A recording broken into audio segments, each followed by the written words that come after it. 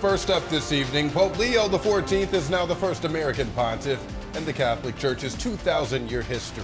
The historic moment witnessed by tens of thousands of onlookers in St. Peter's Square. This after white smoke emerged from the Sistine Chapel's chimney. I'm Frank Wiley. And I'm Dave Wagner. For the Americans in the crowd, seeing Pope Leo walk onto the Vatican balcony was both emotional and unexpected.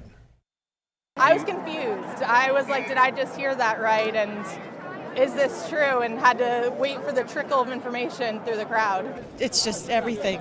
Once in a lifetime. It is a once in a lifetime, and For us to be here in this moment. just so blessed and grateful, really. Sorry.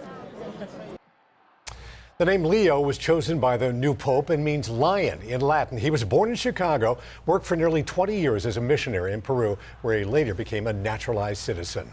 I want to give you this live look. This is St. Peter's Square right now. The time there, just about 11 o'clock, ending a historic day for the Catholic Church.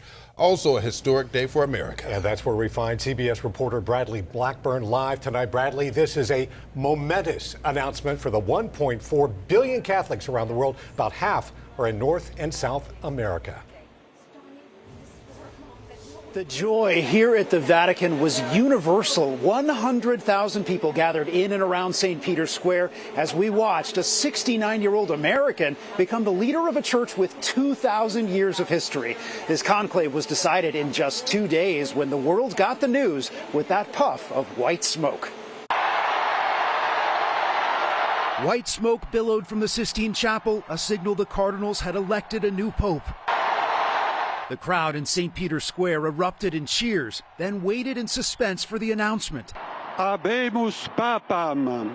Habemus Papam, we have a pope, and the world's first look at the new pontiff. Emerging from St. Peter's Basilica, Robert Prevost becomes the first American pope in history, taking the name Leo XIV. His first words, peace be with you all. La pace sia con tutti voi. Prevost is seen as a progressive on many social issues. Overall, he's viewed as a centrist. Like Pope Francis, Prevost has spent time embracing marginalized groups like the poor. He has dual citizenship between the U.S. and Peru, where he served for years. This is an extraordinary moment for American Catholics, seeing Leo XIV on the balcony, the first pope born in the United States, who is now spiritual leader for nearly 1.5 billion people. He's the least American. I mean, that's, I think, what made him electable. As crowds rushed into the square, a surge of emotion caught up with Tammy Harper. It's just everything. Once in a lifetime. It is a once in a lifetime, and For us to be here in this moment. just so blessed and grateful.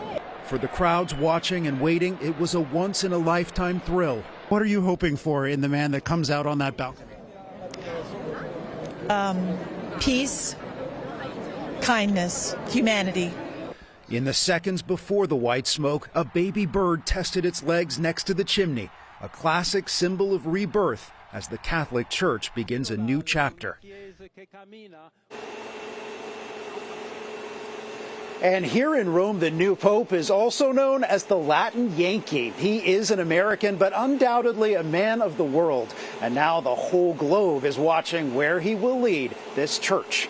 At the Vatican, I'm Bradley Blackburn. Back to you.